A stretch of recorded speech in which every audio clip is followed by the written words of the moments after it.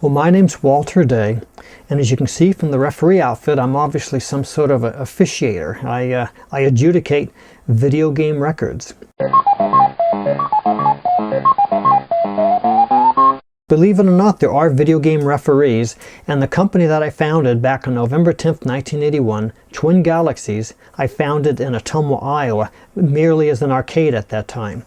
That organization is the world authority on gaming statistics and adjudication services for the video game world, deciding who the world record holder is on any of 40,000 different games, and also determine the playing rules that those players have to perform under to prove that they did indeed get the world record.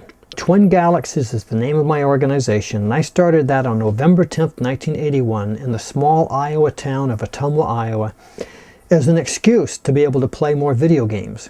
I loved playing video games so much at the age of 32 back in 1981 that I opened up an arcade so that I'd have an excuse to legitimize being an arcade all day and all night playing video games. Once Twin Galaxies came into existence, we gave new meaning to the idea of going for a world record. What we discovered was that someone, somewhere, almost literally every day, was trying to break a world record on a video game. But they didn't know what the world records were that they had to beat, what they had to go for. So essentially, when we came into existence, we gave meaning to world record attempts, because now the people knew what they had to go after. They knew that it was 80 million on, Stargate. They knew it was 40 million on Defender. But before that, everybody was kind of like just in the dark. They didn't know. World record gameplay increased immediately when Twin Galaxies came into existence. And as it came in, and as this phenomenon began to develop, we became more and more famous until we became essentially the most famous arcade in the world, because we were the only arcade that all the other arcades were looking to and were aware of. Your average arcade, who knows who it is? But everybody everywhere knew who Twin Galaxies was, despite the fact that we were in a small town of 27,000 people in Iowa.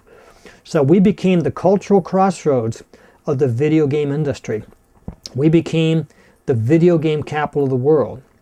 It was at that time that Life magazine called us and said, "We've heard all about you, and we want to do an article on video games because we're producing the year in review edition that's going to come out January 1983.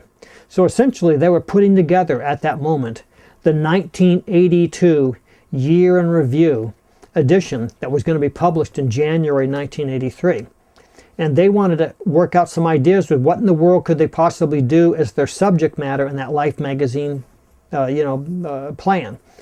And so I promoted the idea of maybe a contest. I promoted numerous ideas. Then I said, well, why don't we just bring all the superstars of this era, because this is such a big deal with all these new stories and all these champions, and bring them all together for a group photograph at Twin Galaxies.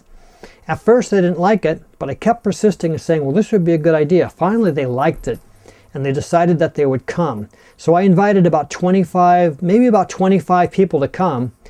And I think it was 18 actually came from all over North America, and they were photographed in that famous Life magazine photograph. And that photograph now is recognized as being the most famous photograph generated by the 37 years of the video game industry. In January of 1983, That's Incredible came to Ottumwa, to the Twin Galaxies location, and actually filmed the top players competing in what now is recognized as history's first official video game world championship. So with the Life magazine happening, and That's Incredible happening, and then the mayor proclaiming us the video game capital of the world, and then in March of '83, the governor of Iowa came and reconfirmed that we were the video game capital of the world, along with Atari that was there for that same ceremony and said we were the video game capital of the world, and the Amusement Game Manufacturers Association out of Washington, D.C. came and proclaimed us the video game capital of the world. With all these things layered one on top of the other, there is tremendous amount of there's a legacy issue here that's tremendously developed that no other place can claim. So therefore, Ottumwa, we believe righteously, has the privilege of claiming to be the Cooperstown, New York of the video game world. It became the Mecca, and that's how the newspapers reported it, that it was a gaming Mecca for the whole world. And Twin Galaxies eventually closed on March 6, 1984. the scoreboard continued to thrive and moved onward. So as a scorekeeping, adjudicating organization, Twin Galaxies continued to grow and became more famous, become more famous, and more famous, and Ottumwa was left in the distance and sort of forgotten.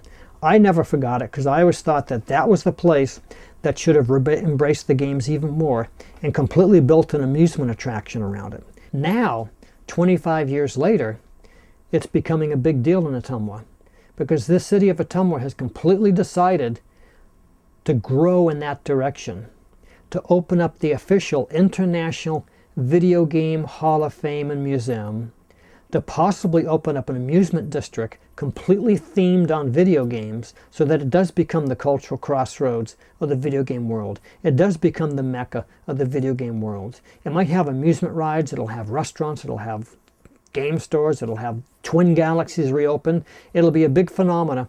And when I go to the meetings now here in the year 2009 going into 2010, I sit in these meetings with sometimes 35 people, and it'll have architects from Kansas City or New York or LA. It'll have the mayor, it'll have politicians from Washington, it'll have financial people, it'll have lawyers. So congressmen will be there, the Chamber of Commerce, the Convention and Visitors Bureau, the mayor's office. All these people are gathered to try and figure out how to make Ottumwa thrive and prosper as it really takes on the mantle of responsibility for being the video game capital of the world and the cultural crossroads of the whole world. And that's what's happening now. And that's what impresses me, because it's not just my vision of 25 years ago. It's now a vision that's being embraced by Iowa.